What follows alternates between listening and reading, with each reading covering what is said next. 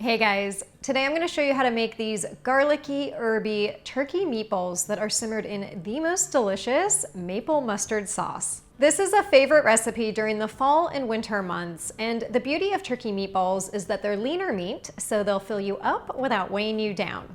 The meatballs themselves are infused with fresh rosemary and thyme, and when they do a little swim in that sweet mustardy sauce, they become highly addictive. You can serve them up as a bite-sized appetizer or a full meal over rice, zucchini noodles, or any kind of vegetable mash. So let me show you how to make them. To get started, pull the leaves off of several stems of fresh thyme and rosemary.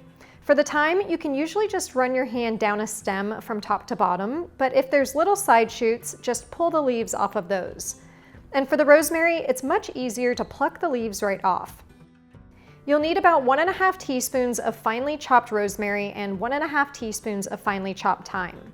Now, you can use dried herbs in this recipe as well, though I do prefer fresh, but if you use dried, go with ½ teaspoon of each.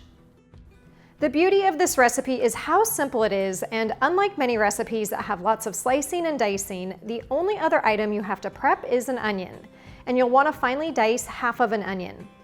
After I've chopped the onion, I like to run my knife through it a couple of times to make sure it's really finely diced so that the onion sort of melts into the meatballs. That way you get lots of little bits of onion in each bite rather than a few large chunks. To mix the meatballs together, you'll need 1½ pounds of ground turkey. I'm using turkey breast meat, but you could use light or dark meat, it's up to you. To that, add 1 lightly beaten egg and the onion that you just chopped up, plus 1/4 cup of almond flour, 4 minced garlic cloves, because garlic makes everything taste better, the 1½ teaspoons each of rosemary and thyme you chopped up, 1 teaspoon of kosher salt, and ½ teaspoon of black pepper. Then just dig in with your hands and mix everything together.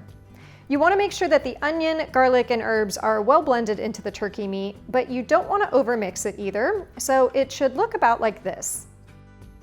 To form the meatballs, I use my medium cookie scoop, which I'll link to below, and this is great as it keeps all the meatballs uniform in size. Roll the meatballs in your hands, and if you notice them sticking, just add a little water to your hands. They tend to stick more if the meat is room temperature, so it's best to work quickly and use ground turkey that's really cold and chilled from the fridge. You should get about 30 meatballs from this recipe, or 6 servings of 5 meatballs each. And just keep rolling them up until all the meat is gone, and then place them on a plate to take over to the stove. All right, let's cook up these turkey meatballs. Add 2 tablespoons of olive oil to a large pan on medium heat, and then give the pan a little swirl to make sure that the bottom is coated. Add the meatballs to the pan, and of course I just use my hands to plop them in as it's the fastest. You will have to cook the meatballs in 2 batches so that you don't crowd the pan. And once you've got the first batch in, just brown them on all sides, which should take about 5 to 8 minutes. To flip them over, I just use a large spoon and sort of roll them to their side to cook for a minute or so, then roll them to another side and keep doing this. When they're done, they should be mostly golden on the outside and fully cooked through. Use your spoon to remove them to a plate, and that first batch is just going to hang out while you repeat the process again with the second batch.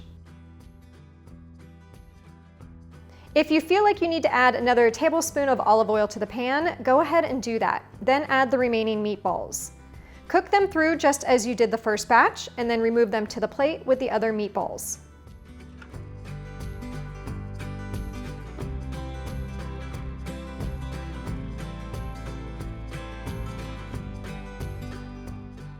Now, your pan might look kind of burnt and grungy, but that's okay. It's actually delicious flavor that's going to enhance the maple mustard sauce.